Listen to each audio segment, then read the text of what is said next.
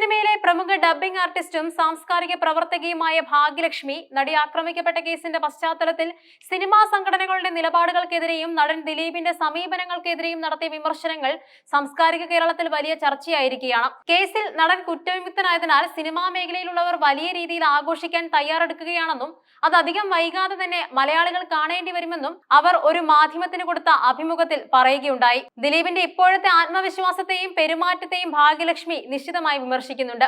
യഥാർത്ഥ ദിലീപ് ആരാണ് എന്നുള്ളത് കോടതി വിധി പുറത്തു വന്നപ്പോൾ നമ്മൾ കണ്ടതാണ്. അദ്ദേഹത്തിന്റെ ബോഡി ലാംഗ്വേജിൽ ഒരു ഭീഷണിയുണ്ട്, അവർ ചൂണ്ടിക്കാട്ടി. നടി ആക്രമിക്കപ്പെട്ട സംഭവത്തിൽ മഞ്ജു വാര്യർ ഒരു ക്രിമിനൽ ഗൂഢാലോചനയെ കുറിച്ച് മാത്രമാണ് പറഞ്ഞിരുന്നത്. എന്നാൽ ആ ഗൂഢാലോചന തനിക്കെതിരെയാണെന്ന് ദിലീപ് സ്വയം ഏറ്റെടുത്ത രീതിയിലാണ് അദ്ദേഹത്തിന്റെ പ്രതികരണങ്ങൾ. ഇത് മനസ്സിൽ വെച്ചുകൊണ്ടുള്ള ഒരു ഭീഷണിയാണ് അദ്ദേഹം അവിടെ മുഴക്കിയത്. ദിലീപിന്റെ ഏറ്റവും വലിയ ആത്മധൈര്യത്തിന് പിന്നിൽ അദ്ദേഹത്തിന്റെ സാമ്പത്തിക സ്വാധീനമാണ് പ്രവർത്തിക്കുന്നതെന്നും ഭാഗ്യലക്ഷ്മി ആരോപിച്ചു. അദ്ദേഹത്തിന്റെ ഏറ്റവും വലിയ ആത്മധൈര്യം തന്നെ അദ്ദേഹത്തിന്റെ കയ്യിലിരിക്കുന്ന പണമാണ്. ആ പണം വെച്ച് എന്തും ചെയ്യാം എന്നുള്ള ഒരു ധൈര്യമുണ്ട്.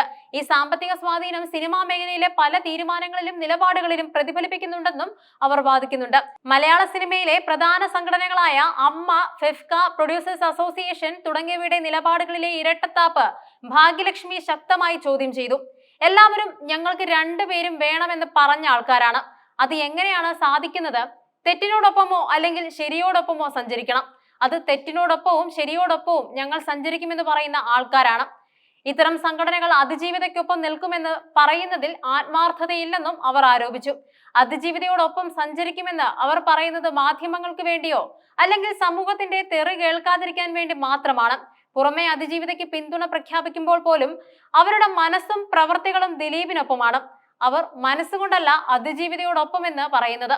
അവർ മനസ്സുകൊണ്ടും പ്രവൃത്തി കൊണ്ടും ശരീരം കൊണ്ടും അയാളോടൊപ്പം മാത്രം സഞ്ചരിക്കുന്നവരാണ്. ഈ പ്രസ്താവന സിനിമാ സംഘടനകളിലെ ഭൂരിഭാഗം ആളുകളുടെയും ഇരട്ടത്താപ്പ് നയങ്ങളെ തുറന്നു കാട്ടുന്നതായിരുന്നു. അഡ്വക്കേറ്റ് TB മിനി ചർച്ചകളിൽ പങ്കുവച്ച ഒരു പ്രധാന വിവരവും ഭാഗ്യലക്ഷ്മിയുടെ വാദങ്ങളെ ശക്തിപ്പെടുത്തുന്നുണ്ടായിരുന്നു.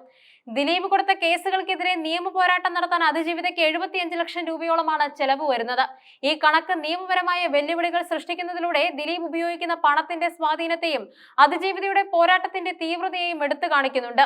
കഴിഞ്ഞ കുറെ വർഷങ്ങളായി ദിലീപിന്റെ സിനിമകൾ ബോക്സ് ഓഫീസിൽ പരാജയമായിരുന്നുവെന്ന വസ്തുതയും ഭാഗ്യലക്ഷ്മി ചൂണ്ടിക്കാട്ടി.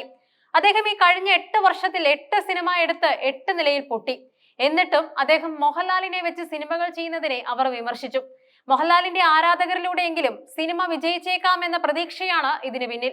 മോഹൻലാൽ ഞാൻ അവന് വേണ്ടിയും പ്രാർത്ഥിക്കുന്നുവെന്ന് പറഞ്ഞ വ്യക്തിയാണെന്നും ദിലീപിന്റെ കയ്യിലിരിക്കുന്ന പണത്തിന് വേണ്ടിയാണ് ഇവരെല്ലാവരും സംസാരിക്കുന്നത് എന്നും ഭാഗ്യലക്ഷ്മി പറഞ്ഞു. സിനിമാ സംഘടനകളിലെ തന്റെ അനുഭവങ്ങളെക്കുറിച്ചും ഫെഫ്കയിൽ നിന്നും രാജിവെച്ചതിനെ കുറിച്ചും ഭാഗ്യലക്ഷ്മി വികാരാധീനയായി സംസാരിച്ചു. ഇത്രയും കാലം ആ സംഘടനയിൽ നിന്നപ്പോൾ ഞാൻ വിചാരിച്ചത് ഞാൻ അവിടെ നിന്നുകൊണ്ട് സ്ത്രീകൾക്ക് വേണ്ടി ഫൈറ്റ് ചെയ്യാമെന്നാണ്. പക്ഷെ ഇപ്പോ എനിക്ക് മനസ്സിലായി അവിടെ ഒറ്റയ്ക്ക് നിന്ന് ഫൈറ്റ് ചെയ്യാൻ പറ്റില്ല. തന്റെ രാജിക്ക് ശേഷം പലരും തന്നോട് പറഞ്ഞ വാക്കുകളും അവർ ഓർത്തെടുത്തു. ചേച്ചി ഇറങ്ങിപ്പോയപ്പോൾ കുറെ കൂടി അവരെല്ലാവരും ഫ്രീ ആയില്ലേ, ഇനി ഒരു ശബ്ദമുയർത്താൻ പോലും ഒരാൾ ഇല്ലാതായില്ലേ എന്ന്. ഔദ്യോഗിക പദവികളിൽ ഇല്ലാത്തത് കൊണ്ട് സംഘടനയിലെ കാര്യങ്ങൾ പറഞ്ഞ് മനസ്സിലാക്കാൻ തനിക്ക് സാധിക്കുമായിരുന്നില്ലെന്നും അതുകൊണ്ട് ഇറങ്ങിപ്പോകാതെ നിവൃത്തിയില്ലാത്തത് കൊണ്ടാണ് താൻ അവിടെ നിന്നും രാജിവെച്ചതെന്നും അവർ വിശദീകരിച്ചു. ഭാഗ്യലക്ഷ്മി തന്റെ സംസാരം അവസാനിപ്പിച്ചത് ഒരു നിർണായക പ്രവചനത്തോടെയാണ്.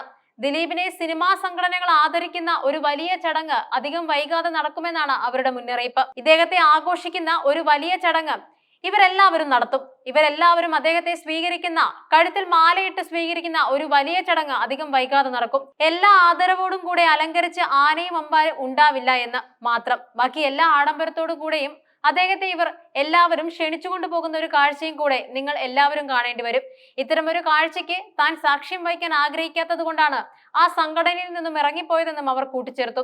സിനിമാ മേഖലയിലെ ധാർമ്മികത, പണത്തിന്റെ സ്വാധീനം, ഇരട്ടത്താപ്പ് നയങ്ങൾ എന്നിവയെക്കുറിച്ചുള്ള ഭാഗ്യലക്ഷ്മിയുടെ ഈ തുറന്നുപറച്ചിൽ മലയാള സിനിമയുടെ അകത്തളങ്ങളിൽ നടക്കുന്ന പല അപ്രഖ്യാപിത നീക്കങ്ങളെയും ചർച്ചാ വിഷയമാക്കാൻ പര്യാപ്തമാണ്.